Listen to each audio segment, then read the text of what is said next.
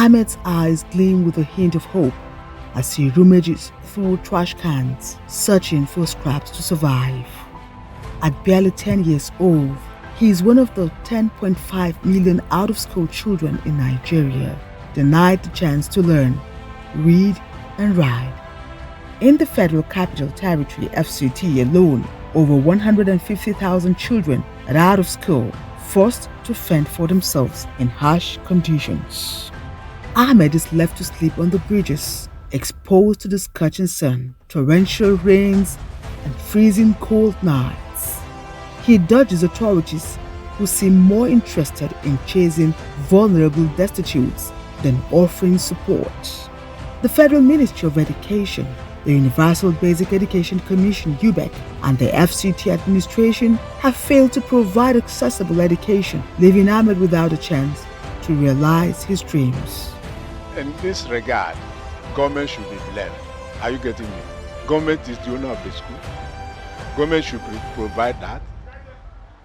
Are you getting? Even if it is a scholarship, government is responsible. So the economy is bad. Are you talking of fuel? Are you talking of hunger? Are you talking of insecurity? In fact, to summarize it, government has failed. Hopefully, government has failed of all levels, because this is not the way it should be. Government has failed. With the economic policy of this current administration, out-of-school children now soared to a whole new height, because before, parents that could afford to keep their wards in school can no longer afford to do that. What we've seen is the policy misdirection.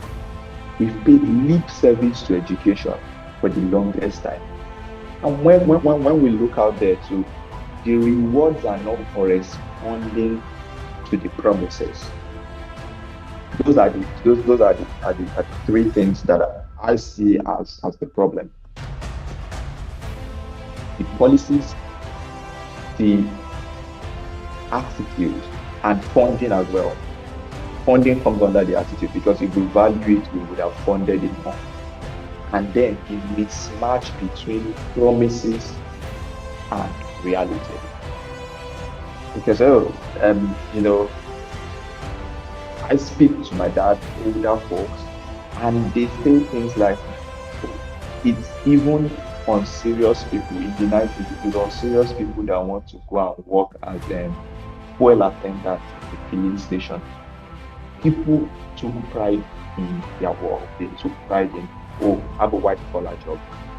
Now, white collar jobs are no longer available. So the promise of, you go to school and then you get a job, it's no longer there. That's the mismatch between promise and reality.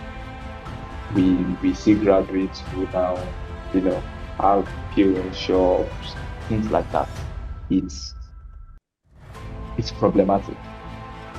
So all of those, and then while we're talking about that on the side of education, there are people who are interested in getting these young brains into illicit activities, and they are giving out shiny gold for that.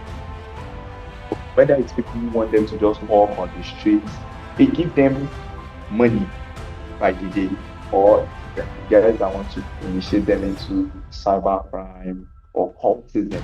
The rewards are immediate, but the rewards of education that we say are even deferred. Nigeria has now brought us to a point where the rewards are not even there anymore. So you will defer. You go to primary school, you defer your graduation, you graduate, you go to secondary school, you defer hustling, then you go into higher institution, and then you come out and then they say, okay, all that you've been deferring so long, now get into it. But you cannot still find the shiny object at the end of it. You cannot find the light at the end of the tunnel. So a lot of people now give up and they're like, and that's part of why you hear the slogan, school as a scam, and all of that. Join us as we examine issues of corruption affecting the standard of education in public schools in the Federal Capital Territory in Nigeria at all levels of education and the impact on the girl and boy child, people living with disabilities, women and youth in general. Join Leaves on Worms on AD4 TV Radio, where government strategies on these critical areas and their impact on the lives of residents of the territory are x-rayed. Stay tuned on our channels weekly for this revealing program jointly produced by AD4 TV Radio and Wole Soyinka Center for Investigative Journalism and supported by MacArthur Foundation. Instead of you subsidizing for fuel, subsidizing for other irrelevant, why not subsidize education? I'll keep on mentioning the late sage Chief Obafemi Awolowo. He started the Western free education in Nigeria. The number one issue is this: subsidize education, make education accessible and free for all, and see if we will not have a better society, and make it lucrative. Give teachers the best money they deserve for their service. Don't underpay them. How can a professor be earning peanuts while a politician that sits for 3 or 4 times, an House of Assembly member that sits for 4 times in a week, earn millions, while a professor earn in thousands? It is misplaced priority. Make the educational earning of the teacher, make their salary worthwhile, make it lucrative, increase it by 10%, so that you will make sure that the number of the people that are coming into the teaching service will be qualified people. Make policy that will streamline them, that will make sure that nothing but quality people are employed. By so doing, you have solved part one of the problem. Then the second phase of the problem or the challenge is make it accessible for the poor. Make the environment accessible. A woman that is selling pepper at a roadside seller of pepper and a mechanic father or a conductor or what have you, how do you expect such a person to send his word to a school that is demanding for 70,000 per month, 80,000 per month, 100,000 per month? Do you know the amount they are spending on WAEC? Subsidize education, make it free, as freely accessible for all. Let there be no discrepancy between the poor and the rich in terms of education accessibility. Let the children of the common man be able to have access to quality education. Make it cheap for them. Make it cheap for them. And make it compulsory for the sons and daughters of every politician and people in leadership position in this country to attend public school. And make it, for me, abnormal for politicians or the lives of government leadership in government in educational system. Make it a taboo for them to own secondary or privately owned secondary, nursery, primary school or higher institution. Make it a taboo for them. By so doing, all of them will be forced to focus on the public educational sector and make. If you have your word in the public educational sector, you wouldn't want to have a substandard child, a substandard sector. You want to give it your best, because you know whatever affect any pupils there, we have a stone on your children. Whatever affect any managerial decision in that sector, we affect your own child as well. Not that the educational system in the Nigeria will be suffering and your child will be abroad. So those are the things we need to do. So once we have that one done, then definitely the interest, then let there be a general awareness that education is not scam. When next have we showcased educational guru that will serve as a motivation for these children. Let there be a sector that will begin to bombard the media with such. Let it be a conscious effort on the part of the government in this regard. Create a forum, create a platform, create a program that will be that will focus on enlightenment of the populace, of the general public, that education is not scam. Bring people who have great achievement in the educational sector in our country, who are doing fine, who are multi-millionaire, that couldn't achieve such feat without them being educated. Not a common a musician that drop out of school that is earning millions, that will rubbish education. They don't value it. These children, or you are gallivanting, you are glorifying Yahoo boys, fraudsters and all that. So these are the things that need to be addressed. Nigeria accounts for 20% of the world's out-of-school children, with 60% of them in the northern region. In the FCT, only 40% of children have access to basic education. In mind, it leads to situations like this because there are people that are regretting being educated. Let me show you.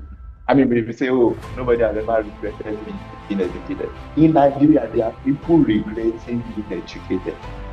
And so, what kind of advice do you think people like that will give to children who have the option of staying out of school? So, that attitude, combined with the dismal level of funding, which I think is what you want to bring into next, all of those now come together, and then layered on top of it is the economy that is in the downturn, and the policy of the government that is fueling that. And southwestern Nigeria used to be the part of the nation that used to have the lowest and out-of-school children rates. It's soaring now. You get out on the street of Lagos, you just meet random children, kids who are supposed to be in school, and they are begging you to give them money to eat. It's biting, it's painful. Honestly, it is. And what the government is not saying, to jump ahead of myself to what I believe is your next question, is while we are undermining education now and funding the military because we believe we have a war to win, that war is leaking today because when we supposed to educate those people that became miscreants today, we paid lip service to them. Now we have to heavily fund the military now. But in so doing, we are still shortchanging the future generation. So if this trend continues, we are going to keep funding us at the detriment of our children. And the cycle will never break. The government's lack of commitment to education is evident in the 2022 budget. The 2024 budget doesn't offer much hope. The UNESCO approved minimum budgetary allocation for education is supposed to be 5%, I believe. But we are doing that. And why? When you look at the bulk of what's taking our budget, military spending and corrupt practices. So we are underfunding the next generation because we have a war to fight. But this will lead us back to the same point. We are just going to become the snake chasing its own tail. It's endless. Because we've underfunded education today. These out-of-school children, do we think they don't have vision to become smart in life?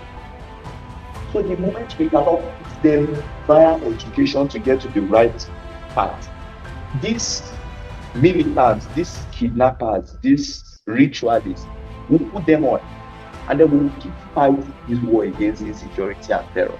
I know policy advisors who would give the government a pat on the back for the 3%, 2% increase, because when you bring that down in naira terms, it's actually some good money.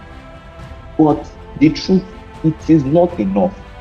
The mere fact that this problem was created by this same policy shortchanging should be a wake-up call to everybody. Because, we're fighting Boko Haram in the Northeast. Look at it. The ideology of Boko Haram, yeah, they've changed their ways and they are doing core terrorism now. But when they started, what was Boko Haram attacking? Boko Haram was attacking Western education. That should instantly tell you something. That see, if you want to claim a win over these guys, not only are the military supposed to be at the battlefront doing their own thing, the educationists are paid to double down on their efforts. One of the global are in the attack of Boko Haram. When was it recorded? It was the kidnap at the Chibok school, the Chibok girls crisis. That was a fool. How did we handle that as a country?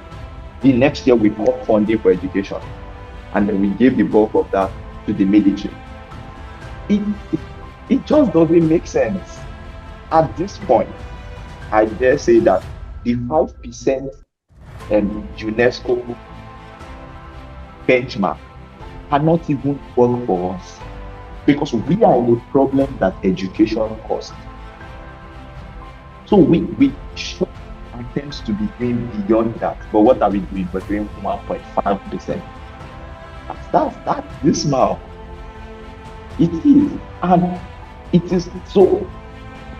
We are now saying we have a problem with overall state of the economy.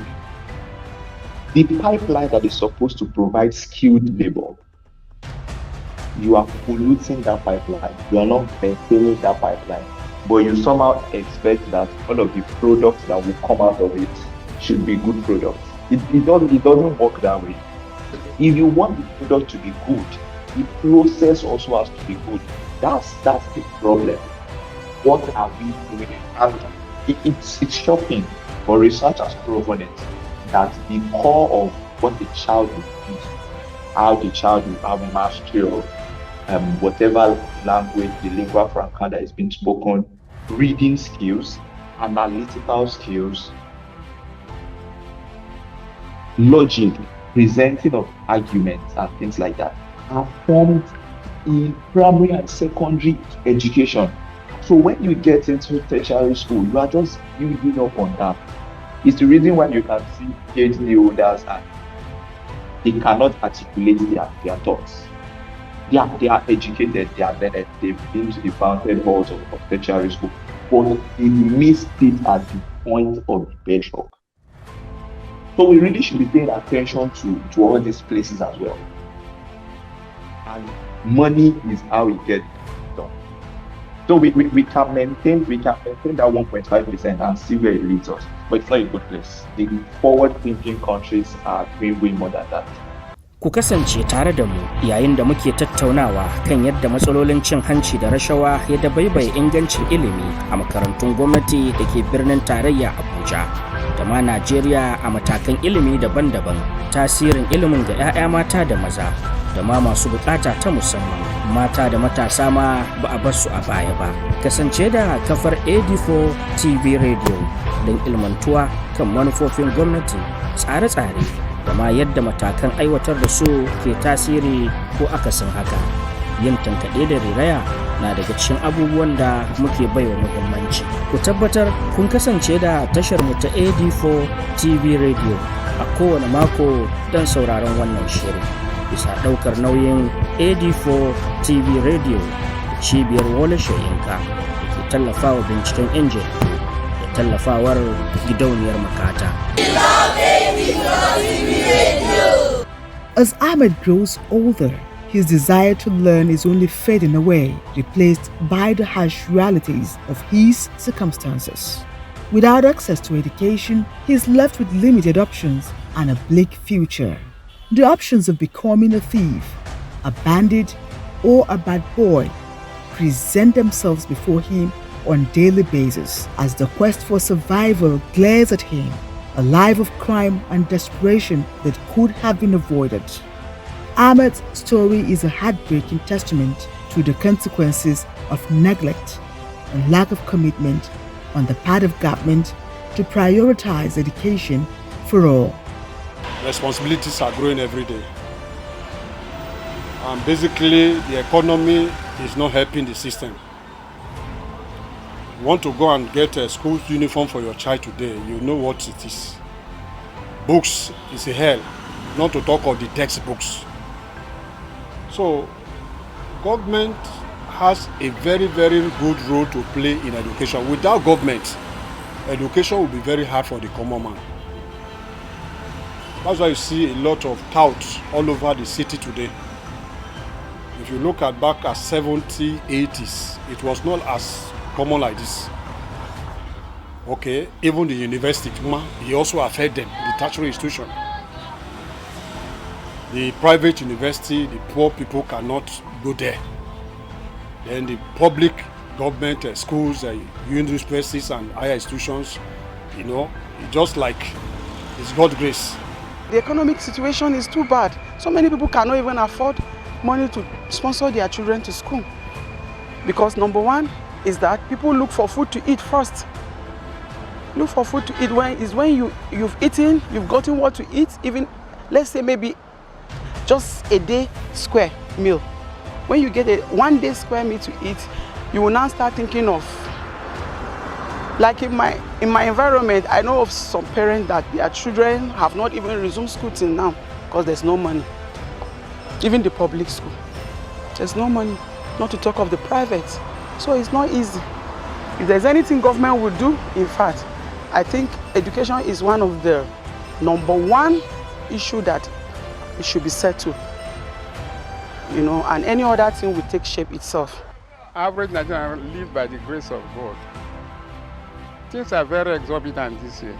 Salary has remained for how many years? Just 5 years ago, a liter of fuel was around 100 and something, not up to 100 5 years ago. But now 1,000 something. Salary still remains at 30,000. Even though government promised 70,000 per minimum wage, they haven't still implemented it. So people are still living on that 30,000. It's only by the grace of God that people cope to even feed. We are living in a hell. It's only God that is sustaining us. I won't tell you a lie. The removal of subsidy has affected a lot of things in the country. But I want to speak in the area of education.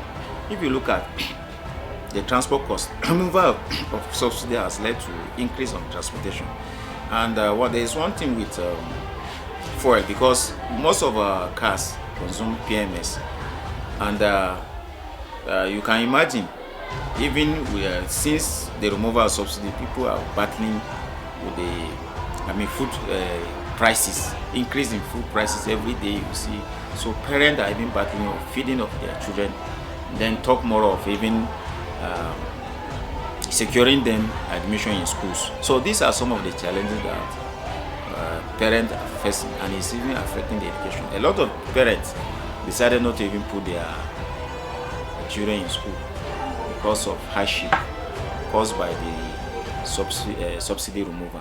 So you can see that it's affect, and there's a lot of dropout, because if a parent cannot afford sending his child or his ward to school, then you can see that the number of dropouts from school will increase. So a lot of parents cannot afford to pay school fees again, because the removal of subsidy, which has caused the increase in pump price of PMS, has affected almost all sector of life. When it comes to transport has increased, food prices has increased, and these are some of the things. Even the school fees has increased. As I'm talking to you, most of students cannot even put their children in private schools because of. He longs for a chance to learn, to read and write, and to experience the joy of childhood. But as the days turn into weeks, and the weeks into months, Ahmed's hope are beginning to dwindle. The failure of government and stakeholders to address the education crisis has left Ahmed and millions like him without a future. The statistics are staggering. 10.5 million out-of-school children, 60% of them in the northern region, and a mere 1.5% budget allocation to education in 2024. In the FCT, the numbers are equally there. 150,000 out-of-school children, 40% access to basic education, and a lack of support for vulnerable children like Ahmed. Well, even that figure is a very conservative figure. I can guarantee you that in the FCT, that figure is a very conservative figure. And the number will continue to increase until such a time the government understands that access to education should be seen as a right for every child that is born in this country. One. Number two, until they understand that investment in education is critical and fundamental to every other thing, including security, insecurity, including citizens who are civil, citizens who can ask questions and put government on its toes. Because right now, the way our government view education, they view it as a luxury. That it's only those who can afford it to have access to it. But no country has developed on the basis of such a philosophical somersault. To say education should be for those who can afford it. No. Federal societies understand the fact that educating your citizens is critical to developing your society. And until we put in the right investment, until we put in the right motivation for the teachers, until those who lead us, who make policies, until their children start attending those schools that children of ordinary people attend, we are not going to see any change. AD4 TV radio's investigation revealed Ahmed's story as a call to action, a reminder to authorities concerned to provide support and resources to help him overcome his struggles, just like many children like him. But for now, Ahmed's future remains uncertain, a victim of a system that has failed. Will the government turn a blind eye to the millions of Ahmeds in Nigeria?